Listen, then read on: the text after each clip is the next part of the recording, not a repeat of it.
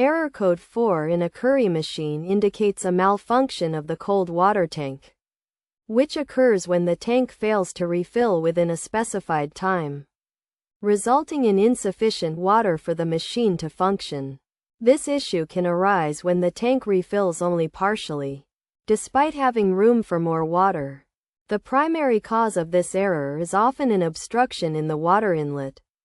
To resolve the issue, start by inspecting the water inlet for any blockages. First, disconnect the machine from its power source. Then locate the water tank at the back and examine the water inlet from the water source to the machine to identify any objects or debris interfering with the water flow. Clean the inlet and ensure the water source is open sufficiently. After completing these steps, reassemble the machine and turn it back on to check if the error has cleared.